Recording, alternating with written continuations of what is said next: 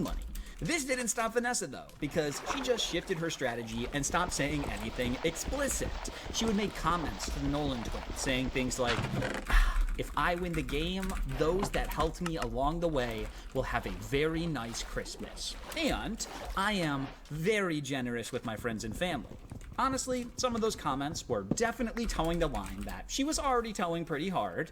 Regardless, it was a fun loophole to see her try and abuse. However, still totally unfair, because the vast majority of house guests didn't have millions of dollars at their disposal before the game. But there's a reason that Vanessa is one of the greats, and her continued determination to use every single tool in her kit to push her through the game is a testament as to why.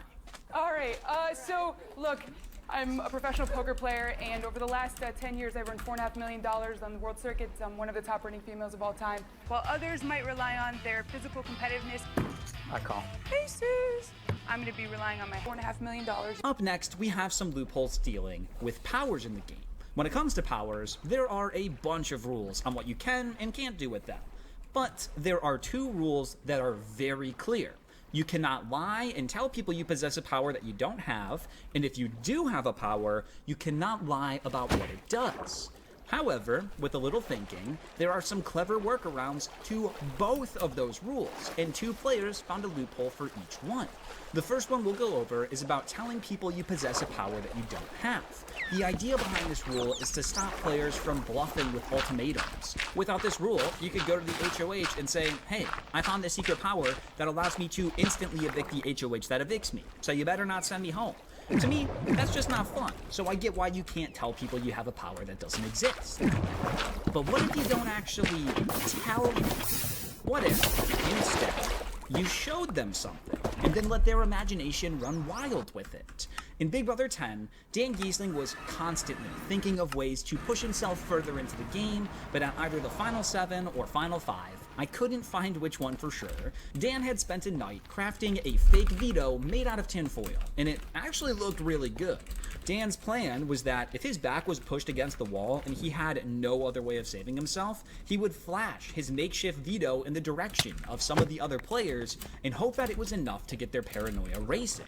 He wouldn't directly say anything to them, because then that is officially breaking that rule. But if he didn't actually say anything, and the other players just saw the veto, then that shouldn't technically break any rules. The fact that the producers never stopped him from making the fake veto leads me to believe that this loophole was actually a legitimate workaround of the rule set, and is yet another bullet point on the never-ending list of Dan's creative, outside-the-box thinking. I'm just thinking through different scenarios. And The POV is so huge. I've had a lot of escaping eggs in the house, and this could be my greatest escape yet. Now that we've gone over that first rule about powers, we gotta go over the second rule.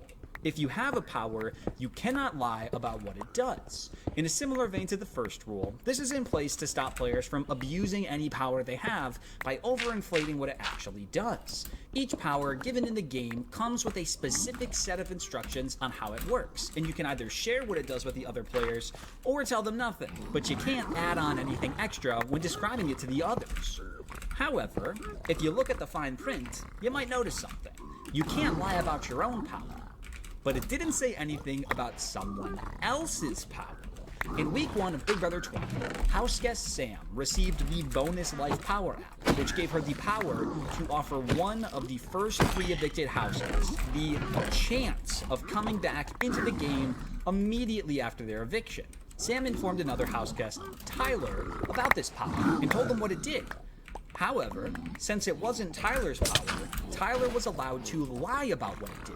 Tyler never had the opportunity to read the exact specifications of Sam's power, so anything he said about the power would technically just be speculation, and he used that little loophole to his advantage. He told Caitlyn that Sam had gotten this first power, but then he twisted what it actually was, and made it seem like it could be used against Caitlyn if she didn't vote with Tyler in that first week, which eventually led to Caitlyn flipping on her alliance and keeping Sam in an extremely close 7-6 vote. Had it been Tyler's power, he would not have been allowed to lie to Caitlyn about what he did. But since it wasn't his power, he could say whatever he wanted, since he technically didn't know for sure what he did, as he wasn't there to read the power's exact description when Sam received it. It's definitely a hazy line, since you could make the argument that since Sam wasn't allowed to lie about her power in the first place, then anything she told Tyler would have to be true, which would make his lies a bit more questionable. But regardless, Tyler found a pretty big loophole here, and he used it to make a crazy move in the game, so kudos to him. You got my back? Oh, I have the back. Okay. So I have a thing. I'm gonna be here, even after a meeting. Even after a meeting. Sam comes to me, and I think she's trying to tell me that she has the power this week. Hi. I need to influence her, but I don't need her knowing I'm influencing her. What does he to say? You can't do that. So which way am I supposed to go? You need to vote for Sam. Because the power is with this group. If you don't vote for Sam, Me, personally. Okay, now here's where things get frustrating, because I thought this next loophole I found was such a cool one when I first read about it. Like, super smart and very cheeky, but when I took a second look at it, it's clear that it was almost certainly unintentional. And even if it was on purpose, it didn't even work, but it intrigued me enough where I'm gonna talk about it anyways. When it comes to making your nominations as the HOH, there is a rule where you are not allowed to explicitly tell someone that you're going to nominate them. I think the idea behind this is to create more suspense and shock, because where's the TV moment if you tell the players you're going to nominate them hours before it actually happens? To counteract this, the players will use suggestive verbiage. So rather than saying, "Hey Barfbag, I'm going to nominate you," they would instead say, "Hey Barfbag, I'm thinking about nominating you." This is technically a loophole in itself, as you're just rewording your statement to get past the rules, but that would be pretty underwhelming if that was the loophole I was hyping up here. No. Instead, the loophole is actually abusing the wording of the rules to help you in the game. If you explicitly tell someone that you are going to nominate them, then Big Brother can intervene and prohibit you from putting that person on the block since you broke the nomination rules. Big Brother is very enforcing this rule, as the only time it's seemingly ever been enforced was in Big Brother 12 during Brendan's HOH, where I guess he told Brittany that he was going to nominate her, and Big Brother stepped in and stopped him from doing so. But what if you actively made an attempt to enforce this rule to keep someone safe? In week 8 of Big Brother 16, Frankie Grande was the HOH, and after winning the veto, he was going to use it to save Caleb and send Zach home, as everyone in the house was getting frustrated with Zach, and Frankie was feeling pressure to make the house happy and do what they wanted. The only thing is that Frankie and Zach had a very close friendship throughout the game. Their relationship was admittedly a roller coaster with lots of ups and downs, but they were supposed to be allies, and they were very close. However, it seemed as though Frankie had made up his mind, and he told Zach that he was going to name him as the replacement nominee. However, Frankie didn't use any suggestive verbiage. Frankie explicitly told Zach that he was going on the block. Many viewers recognized this and started theorizing maybe Frankie kept telling Zach he was going to nominate him, and the hopes of the producers would enforce the nomination rule, therefore forbidding Frankie from putting Zach on the block. This way, Frankie could keep Zach in the game without facing any backlash from the house guests, since he literally wouldn't be allowed to put Zach up. In theory, this is actually pretty genius and a very clever loophole to try and push your game further by using the show's own rules against them. But unfortunately, I don't think that this was what Frankie was trying to do. I think he was trying to just nominate Zach, and he didn't care how he worded it. But I found the speculation about the loophole so interesting that I wanted to talk about it anyways. Now that everyone thinks that Zach is the saboteur, I think this is too big of an opportunity to pass up. I have to get Zach out of the game this week. Wait. Wait, actually, ultra. Why is this happening? Are you guys tapped into what the fuck just happened? Yes, dude. What What the- is going on? Dude, Holy how shit. you failed the double block, man? That's actually It's sad.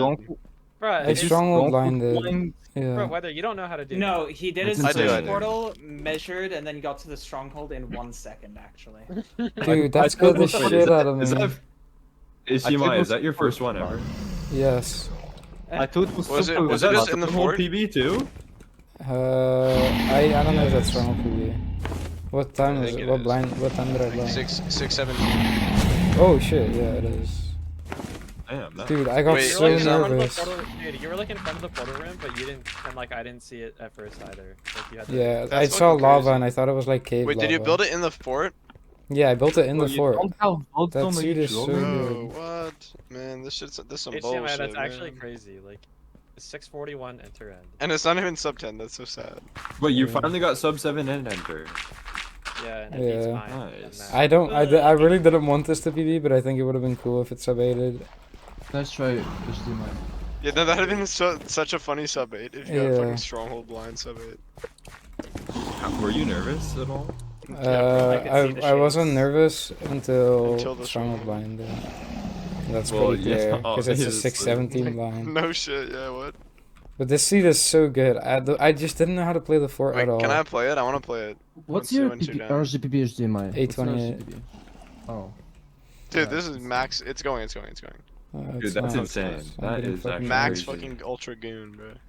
It's not. It didn't go. It's not. Sorry, Just, all- just reset, bro. All What's the instant seed? I want purchases to are see. delegated to No, east-west on co-op no reset runs. Wait. Sorry. Wait, can you show us where you blinded, or like? Can you show us Yeah, I'll show you the screen. Oh wow, I double clicked That's this. insane, bro. Is delegated the right word? Dude, HDMI, I didn't even like know what to think when I saw you do this strong. I just heard ba-ding, ba-ding, ba-ding on my Discord. It was just going off. I was expecting you to be like vision stuff. Dude, my Discord is like.